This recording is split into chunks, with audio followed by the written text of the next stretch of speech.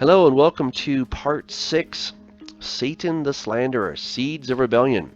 We are looking at decoding the identity, strategy, and tactics of Satan's deception so that we don't become like him. Hi, my name is Doug Hamp. You can go and check this out at douglashamp.com. Go ahead and subscribe to my channel if you would here on YouTube.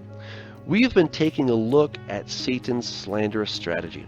And today we're going to look at how he incites lawlessness as a means to an end. He wanted, first of all, to cause Adam, and of course he wants to cause all of us, to destroy ourselves by violating natural and spiritual laws. You see, Satan is incredibly clever. Satan caused Adam and Eve to curse themselves. What did he do? Did he go up and say, you know, God is a terrible person. I recommend that you rebel against him and break the commandment. He didn't do that. He said, God, or has God indeed said? So Genesis 3:1, we see this, he's going to slander God's character. Has God indeed said? He calls into question what God says. And it's very subtle, it's very insidious. It's very insidious what he does to slander God's character. And then he tells just a bold lie. You will not surely die. You're not going to die. Don't worry about that. That's a straight up lie. But you see, he first of all does something very subtle. Then he tells a lie. And then he actually tells the truth. For God knows your eyes will be opened and you will be like God, knowing good and evil. So he slanders the character, he tells a bold-faced lie, and then he tells the truth. God knows that your eyes will be opened. And indeed, that was the truth. God did know that their eyes would be opened. And it says, indeed, man has become like one of us, knowing good and evil. God knew what would happen, that if they took from that fruit, he knew their eyes would be opened. And that is what is so scary, is that Satan uses the same exact tactic every time. Why? Because it's so incredibly effective. And what he does is he doesn't come and make us do something, but he causes us to question. He then throws in a lie, and then he tells us the truth so that we're confused because we don't stay true to what God has said. So when the woman saw that the tree was good for food, that it was pleasant to the eyes, and a tree desirable to make one wise, she took of its fruit and ate. She also gave to her husband with her, and he ate.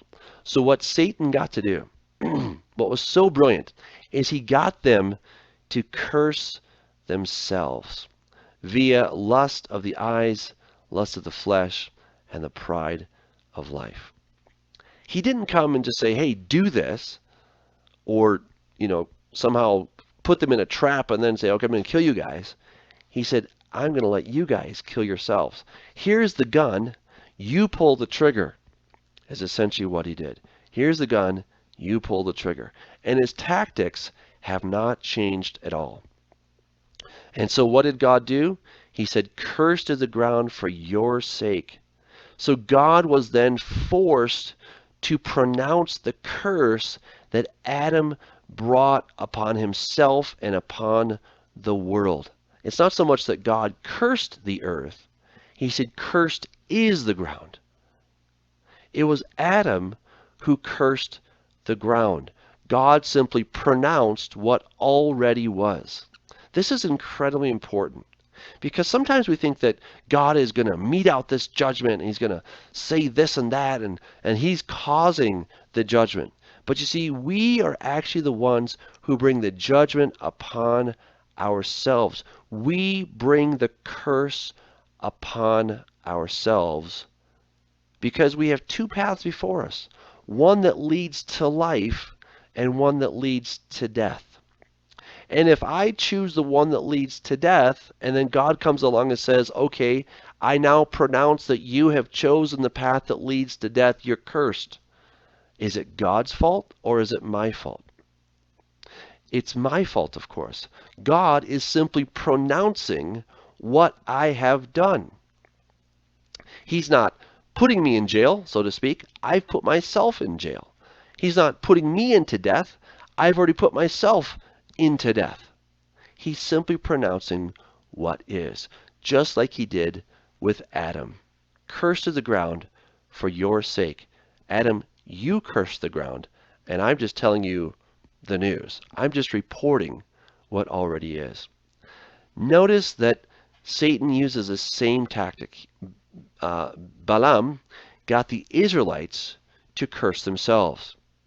He says, I could not go beyond the word of the Lord to do good or bad of my own will. What the Lord says, that I must speak. So he tried, he wanted to get that gold, but he just could not curse the children of Israel because the children of Israel were blessed. There was no way for him to actually curse them. So what he did is he got them to curse themselves. We read about this in Revelation chapter 2. And interesting how long God has been still upset about this. He says, but I have a few things against you, because you have there those who hold the doctrine of Balaam, who taught Balak to put a stumbling block before the children of Israel, to eat things sacrificed to idols, and to commit sexual immorality. We read in Numbers 25, the people began to commit harlotry with the women of Moab.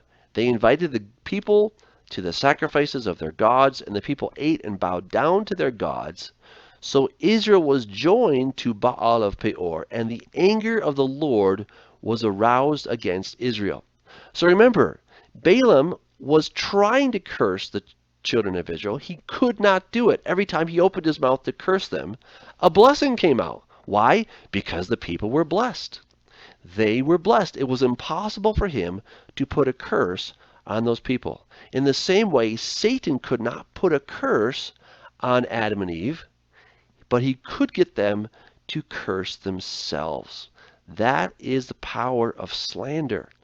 Slander, when we start to doubt and question God's character, his good motives, causes us to question him, and then we do things that God has told us not to do, and then we curse ourselves.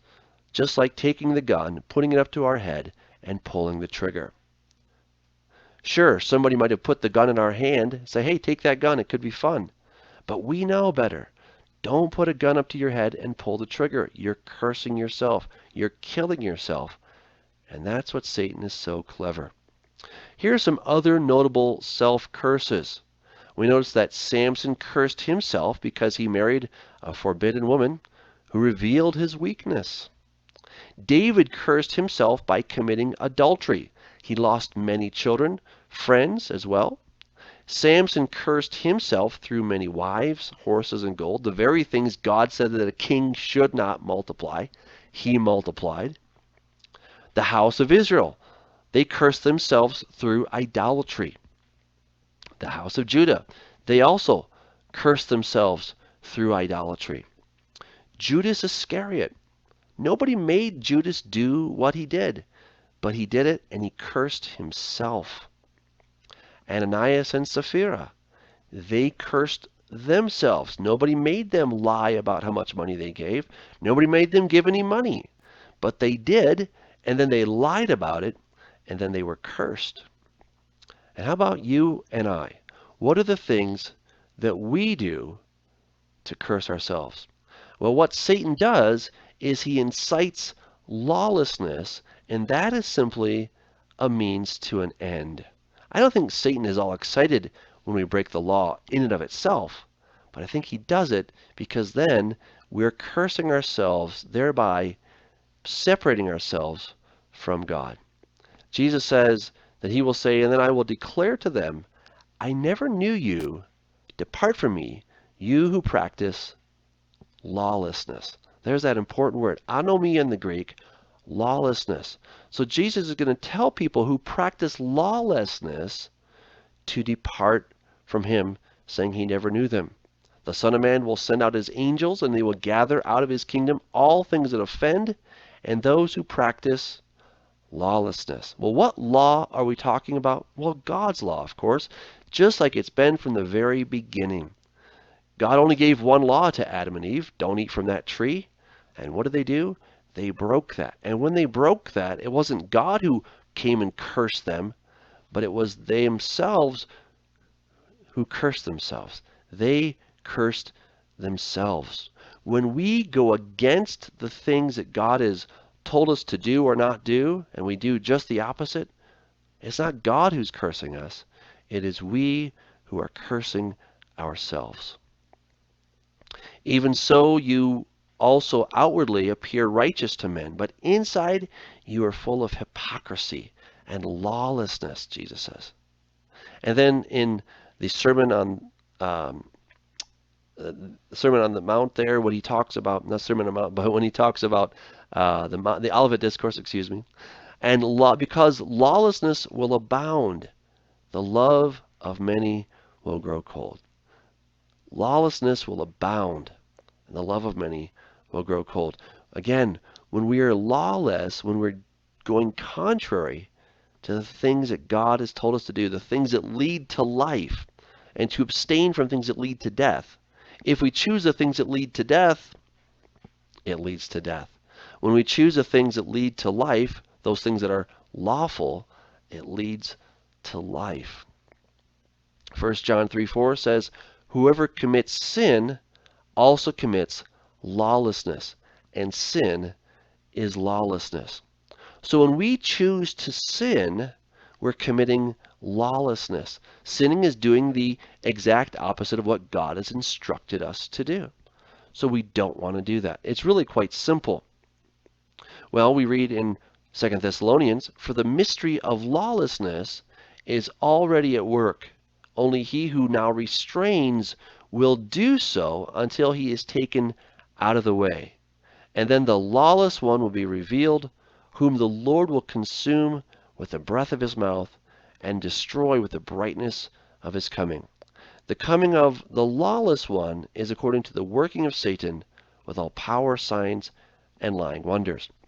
Once again, this idea of lawlessness, the mystery of lawlessness. And there's a person coming known as the lawless one.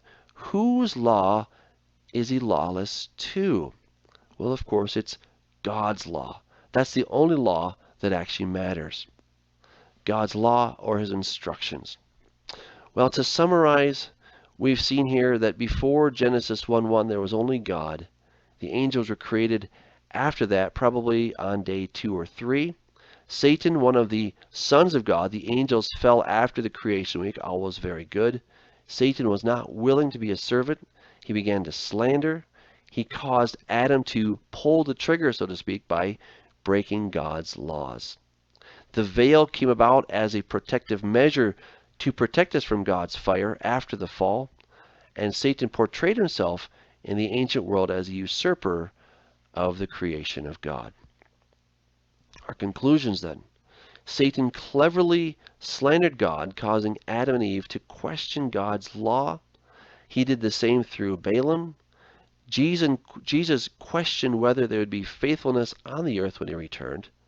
And the mystery of lawlessness and the coming of the lawless one is according to the power of Satan. And so therefore, we must be careful to follow what God has told us, because so much is at stake. Satan had it all. He had the most exalted position you could possibly imagine. He had more wisdom than any other created being, more beauty than any other created being. And he was not willing to be a servant. He was not willing to serve like God is a servant. And then, in order to get us to become his subjects, he incited us to become lawless, starting with Adam and Eve, and then downward from there, until all of us have in some way gone against the good instructions that God has given us. What do we want to do? Follow God's good instructions, because they lead to life.